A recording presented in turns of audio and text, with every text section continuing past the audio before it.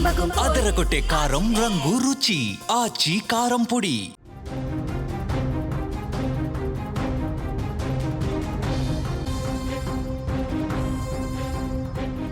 జూబ్లీహిల్స్ ఉప ఎన్నికలో కాంగ్రెస్ ఘన విజయం నమోదు చేసింది. మొదటిసారి ఎమ్మెల్యే అయ్యారు నవీన్ యాదవ్. రేవంత్ క్యాబినెట్లోకి ఆయన ఎంట్రీ ఇవ్వబోతున్నాడని చెప్పి ప్రచారం కూడా జరుగుతోంది. బీసీ కార్డుతో మంత్రివర్గంలో ఛాన్స్ కొట్టేయబోతున్నారు నవీన్ యాదవ్ అని ప్రచారం బలంగా ఊపందుకున్నటువంటి పరిస్థితి ఉంది. సో డెఫినెట్గా అలాంటి ప్రచారం జరుగుతున్న దాంట్లో వాస్తవం లేకపోలేదు. ఎందుకంటే యాదవ సామాజిక వర్గం నుంచి తెలంగాణ క్యాబినెట్లో ఒక్కరు కూడా లేనటువంటి పరిస్థితి ఉంది. కాబట్టి రేవంత్ రెడ్డి గారు ఈ వ్యూహంతోనే నవీన్ యాదవ్కి టికెట్ ఇప్పించి గెలిపించి క్యాబినెట్లోకి తీసుకోవాలన్న ఉద్దేశం మొదటి నుంచి రేవంత్ రెడ్డికి ఉంది అని ఒక ప్రచారం అయితే చాలా స్పష్టంగా జరుగుతున్నటువంటి సిచ్యువేషన్ ఉంది. నిజంగా మొదటిసారి ఎమ్మెల్యే అయినటువంటి నవీన్ యాదవ్కు క్యాబినెట్లో తీసుకునే ఛాన్స్ ఉందా? ప్రభుత్వంలో ప్రస్తుతం ఎలాంటి చర్చ జరుగుతోంది? దీని గురించి మనం మాట్లాడదాం.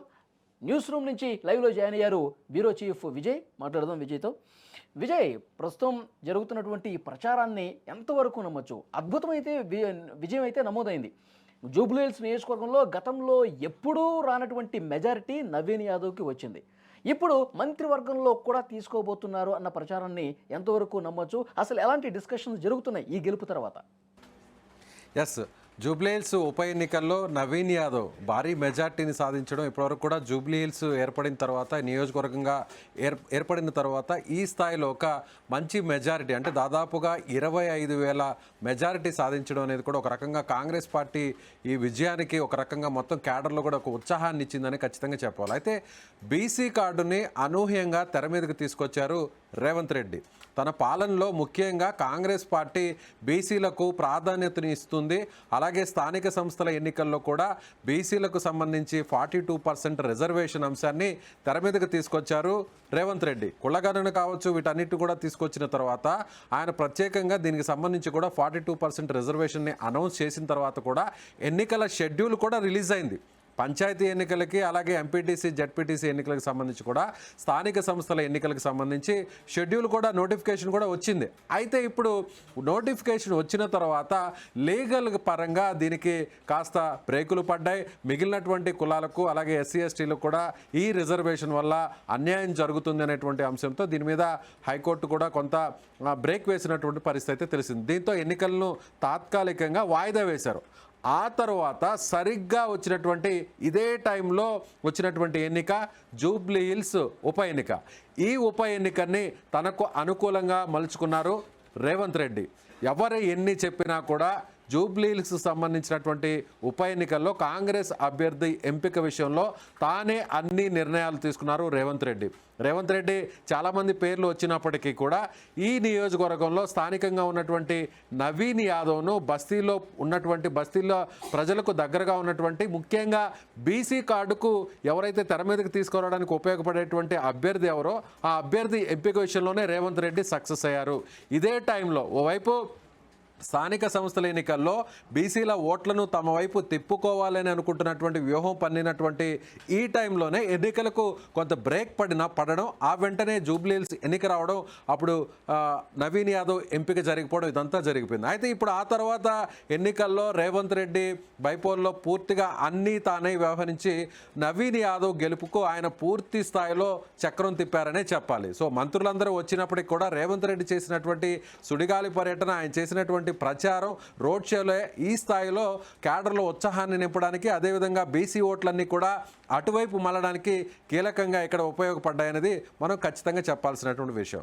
మరోవైపు కూడా గత ఎన్నికల్లో అంటే 2023 అసెంబ్లీ ఎన్నికల్లో, తెలంగాణలో జరిగినటువంటి అసెంబ్లీ ఎన్నికల్లో గ్రేటర్ హైదరాబాద్ పరిధిలో కాంగ్రెస్ పార్టీ ఒక్క స్థానం కూడా గెలుపొందలేదు. మిగిలినటువంటి అన్ని జిల్లాల్లో రూరల్ ఏరియాలో కాంగ్రెస్ పార్టీ విజయకేతనం ఎగరవేసిన, బీఆర్ఎస్ పార్టీకి చెక్ పెట్టినా కూడా గ్రేటర్ హైదరాబాద్లో, హైదరాబాద్ నగరంలో మాత్రం కాంగ్రెస్ పార్టీ బోని అయితే మాత్రం కొట్టలేదని చెప్పాలి. ఆ తర్వాత జరిగినటువంటి కంటోన్మెంట్ ఎన్నికల్లో కాంగ్రెస్ పార్టీ విజయం సాధించింది బైపోల్లో. ఆ తర్వాత ఇప్పుడు జరిగినటువంటి జూబ్లీహిల్స్ బైపోల్లో కూడా విజయం సాధించింది. అయితే ఇప్పుడు ప్రస్తుతం ఒక చర్చ అయితే నడుస్తుంది. బీసీల ఓట్లను తమ వైపు తిప్పుకోవాలంటే మరికొన్ని రోజుల్లోనే జరగబోతున్నటువంటి స్థానిక సంస్థల ఎన్నికలు కావచ్చు, జీహెచ్ఎంసీ ఎన్నికల్లో కూడా తిరిగి కాంగ్రెస్ పార్టీ తన పూర్వ వైభవాన్ని ఇక్కడ మళ్ళీ తిరిగి తన పట్టును పెంచుకోవాలంటే నవీన్ యాదవ్ను తెర మీదకు తీసుకురావాలనేటువంటి ఒక వ్యూహరచనను రేవంత్ రెడ్డి చేస్తున్నారని చెప్పాలి. సో ఇప్పటికే ఆయన ఎన్నికల ప్రచారంలో కూడా జూబ్లీహిల్స్ బైపోల్ ప్రచారంలో కూడా కీలకంగా ఇదే అంశాన్ని ఆయన పరోక్షంగా ప్రస్తావించారు. నవీన్ యాదవ్ని నేను అభ్యర్థిగా ఎంపిక చేశాను, బీసీ బిడ్డ అయినటువంటి నవీన్ యాదవ్ను ఇక్కడ నేను అభ్యర్థిగా ఉంచాను, కాబట్టి నవీన్ యాదవ్ను 30,000 ఓట్ల మెజారిటీతో గెలిపించండి, నవీన్ యాదవ్ను నా కుడి భుజంగా హైదరాబాద్ నగరంలో ఉంచండి అనేటువంటి ఒక మాటను కూడా ఆయన ప్రత్యేకంగా చెప్పారు. ఇక్కడ జూబ్లీహిల్స్ ఎన్నికల్లో మైనార్టీ ముస్లిం ఓట్లను తమ వైపు తిప్పుకోవడానికి, ముఖ్యంగా జూబ్లీహిల్స్లో భారీ మెజార్టీని సాధించడానికే అప్పటికప్పుడు ఇదే జూబ్లీహిల్స్ ఎన్నికల్లో కాంగ్రెస్ పార్టీ అభ్యర్థిగా పోటీ చేసి ఓటమి పాలైనటువంటి మహమ్మద్ అజారుద్దీన్ని నేరుగా ఎమ్మెల్సీ పదవి ఇవ్వడం, ఆ తర్వాత ఎమ్మెల్సీ పదవి ఇవ్వకముందే ఒక రకంగా ఆయన నేరుగా మంత్రి వర్గంలోకి తీసుకున్నారు. మైనార్టీ వెల్ఫేర్ మినిస్టర్గా కూడా బాధ్యతలు కూడా అప్పచెప్పేశారు. సో ఇదంతా కూడా రేవంత్ రెడ్డి పన్నినటువంటి ఒక వ్యూహంగానే చెప్పాలి. ఇప్పుడు హైదరాబాద్లో, గ్రేటర్ హైదరాబాద్ పరిధిలో బీసీ అభ్యర్థిని ఇక్కడ నగర ఓటర్లు గెలిపించడం, అందులోనూ నువ్వా నేనా అన్నట్టు పోటీ సాగుతుంది. ముఖ్యంగా బీఆర్ఎస్ పార్టీకి సంబంధించినటువంటి వర్కింగ్ ప్రెసిడెంట్ కేటీఆర్ మొత్తం ఈ ఎన్నికకు సంబంధించి అంతా కూడా పూర్తి స్థాయిలో కాన్సన్ట్రేట్ చేశారు. ఎలా అయినా సరే ఈ ఎన్నికను గెలిపించుకొని, కాంగ్రెస్ పార్టీకి సంబంధించి ప్రజల్లో ఆదరణ తగ్గిపోయింది, రేవంత్ రెడ్డికి ప్రజల్లో ఆదరణ లేదు అనేటువంటి విషయాన్ని హైలైట్ చేసి రాబోయేటువంటి స్థానిక సంస్థల ఎన్నికల్లో బీఆర్ఎస్ పార్టీకి తమ పట్టును పెంచుకునేటువంటి ప్రయత్నం చేయబోయారు రేవంత్ రెడ్డి. అదే స్థాయిలో హరీష్ రావు కూడా చివరి ఎన్నికలకు సంబంధించినటువంటి వారి తండ్రి చనిపోయినప్పటికీ కాస్త ఎన్నికకు దూరంగా ఉన్నా కూడా ఆ కార్యక్రమాలన్నీ పూర్తయిన తర్వాత ఎన్నికలకు సరిగ్గా 4 రోజుల ముందు కూడా హరీష్ రావు కూడా ఒక కీలకంగా వ్యవహరించి ఆయన సమావేశాలను సమీక్షలు నిర్వహించి ఇక్కడ బీఆర్ఎస్ గెలుపు కోసం కూడా వీరిద్దరు కూడా కష్టపడ్డారు. అయితే ఇప్పుడు రేవంత్ రెడ్డి చేసినటువంటి ప్రచారం కావచ్చు, రోడ్ షోస్ కావచ్చు, ఆయన పన్నినటువంటి వ్యూహం ముఖ్యంగా బీసీ కార్డు. ఇప్పుడు ఇదే బీసీ కార్డుని మళ్ళీ తెర మీదకు తీసుకురాబోతున్నారు. జిహెచ్ఎంసీ ఎన్నికల్లో, స్థానిక సంస్థల ఎన్నికల్లో బీసీలందరూ కూడా తమ వైపు ఉండాలి అంటే హైదరాబాద్ నగరంలో ప్రధానంగా కూడా బీసీలలో యాదవ సామాజిక వర్గానికి ప్రాధాన్యత ఎక్కువ ఉంటుంది. గడిచినటువంటి ఉమ్మడి ఆంధ్రప్రదేశ్ కావచ్చు, లేదంటే గత బీఆర్ఎస్ ప్రభుత్వంలో కావచ్చు, బీసీలలో మెజారిటీ వర్గం ఉండేది యాదవ సామాజిక వర్గం. ఇదే యాదవ సామాజిక వర్గానికి సంబంధించి తలసాని శ్రీనివాస్ యాదవ్ కూడా ఆయన బీఆర్ఎస్ ప్రభుత్వంలో హైదరాబాద్ నగరం నుంచి కూడా ఆయన ప్రాతినిధ్యం వహించారు. సో అదేవిధంగా ఇప్పుడు కాంగ్రెస్ పార్టీలో కూడా హైదరాబాద్ నగరం నుంచి బీసీలకు ప్రాధాన్యతనివ్వాలి, అందులో యాదవ సామాజిక వర్గానికి ఖచ్చితంగా ఒక పట్టం కట్టాలంటే మాత్రం అది నవీన్ యాదవ్ని మంత్రివర్గంలోకి తీసుకుంటే, ఇక్కడే కాకుండా తెలంగాణ రాష్ట్ర వ్యాప్తంగా ఉన్నటువంటి స్థానిక సంస్థల్లో, అదేవిధంగా పంచాయతీ ఎన్నికల్లో కూడా ఖచ్చితంగా బీసీలు తమ వైపు ఉంటారు. నేను బీసీల రిజర్వేషన్ 42%కి చేసినా కూడా కొన్ని అడ్డంకుల వల్ల, కోర్టులో అవి అడ్డంకులు పెట్టడం వల్ల, ప్రత్యర్థులన్నింటినీ కూడా వీరందరూ కూడా దాన్ని అడ్డుకోవడం వల్ల ప్రస్తుతానికి మాత్రం ఆగిపోయాయి. కానీ చాలా చిత్తశుద్ధితో నేనున్నాను, తమ ప్రభుత్వం ఉంది, తమ పార్టీ ఉంది, బీసీల విషయంలో తాము ఎప్పుడు కూడా బీసీలకు తమ పార్టీలో పెద్దపీట వేస్తాము అని చెప్పడానికి నవీన్ యాదవ్ని రేవంత్ రెడ్డి కేబినెట్లో ఒక ట్రంప్ కార్డుగా విభజించబోతున్నారు. మంత్రివర్గంలోకి తీసుకోవాలి అనుకుంటే ఎప్పట్లో ఇది జరిగే అవకాశం కనిపిస్తుంది. ఇప్పుడు ఈ గెలుపు వచ్చింది కాబట్టి, కాంగ్రెస్ పార్టీ రేవంత్ రెడ్డి ఇమేజ్ కొంత పెరిగింది కాబట్టి ఈ నెలలోనే సర్పంచ్ ఎన్నికలకు ముందుకు పోవాలి అని చెప్పి ఒక ప్రచారం కూడా జరుగుతోంది. ఇప్పుడు మంత్రివర్గ పునర్వ్యవస్థీకరణ చేయటానికి కొంత టైం తీసుకునే అవకాశం కనిపిస్తుందా? ఎందుకంటే మొన్ననే అజరుద్దీన్ కూడా మంత్రిగా తీసుకున్నటువంటి పరిస్థితి ఉంది. ఏమైనా టైం తీసుకునే అవకాశం ఉందా, లేదంటే ఆగమేఘాల మీద పునర్వ్యవస్థీకరణ చేసే పరిస్థితి ఉందా? కానీ ఇక్కడ ఒక విషయాన్ని చెప్పాలి, వాళ్ళు అజరుద్దీన్ని ఎక్కడా కూడా జూబ్లీహిల్స్ నియోజకవర్గానికి సంబంధించినటువంటి అజరుద్దీన్ని మైనారిటీ కోటాలో ఎమ్మెల్సీని చేసి మంత్రివర్గంలోకి తీసుకున్నామనేటువంటి అంశాన్ని ఎక్కడా కూడా రేవంత్ రెడ్డి ఎన్నికల ప్రచారంలో చెప్పలేదు. సో మైనార్టీ వర్గానికి సంబంధించినటువంటి ముస్లిం వ్యక్తి అయినటువంటి అజరుద్దీన్, ఇండియన్ మాజీ కెప్టెన్, క్రికెటర్ అయినటువంటి అజరుద్దీన్ని, సో భారతదేశానికి క్రికెట్ జట్టుకు ప్రాతినిధ్యంగా వహించినటువంటి కెప్టెన్గా ఉన్నటువంటి అజరుద్దీన్ని సో ముస్లింలకు ప్రాధాన్యతనివ్వాలి, ముస్లింలకు మంత్రివర్గంలోకి తీసుకోవాలి ఆ సామాజిక వర్గాన్ని అనేటువంటి ఉద్దేశంతో అజరుద్దీన్కి ఒక ప్రాధాన్యతనిచ్చాము అంటే అనే విషయాన్ని ఆయన చెప్పారు. అంతేకాని ఎక్కడా కూడా గతంలో జూబ్లీహిల్స్ ఇదే నియోజకవర్గంలో ఎమ్మెల్యేగా పోటీ చేసి ఓడిపోయి ఈ ప్రాంతానికి సంబంధించినటువంటి వ్యక్తికి తాము మంత్రి పదవి ఇచ్చాము అనేటువంటి విషయాన్ని ఎక్కడ కూడా రేవంత్ రెడ్డి హైలైట్ చేయలేదు. మరో విషయం కూడా, అజరుద్దీన్ జూబ్లీహిల్స్కి సంబంధించినటువంటి వ్యక్తి కాదు, స్థానికుడు కాదు, స్థానికేతరుడు అనేటువంటి అంశాన్ని కూడా కాంగ్రెస్ పార్టీ ఇంటర్నల్గా కూడా ఒక తెర మీదకి తీసుకొచ్చింది. మరోవైపు కూడా ఇటీవల జరిగినటువంటి కొన్ని సమాలోచనలు చూస్తే కొంతమందికి క్యాబినెట్లో చోటు కోల్పోయేటువంటి అవకాశం ఉంది, కొత్త వారికి అవకాశం ఇచ్చేటువంటి ఛాన్సెస్ కూడా ఉన్నాయనేటువంటి ఒక ప్రచారం కూడా పెద్ద ఎత్తున నడిచింది.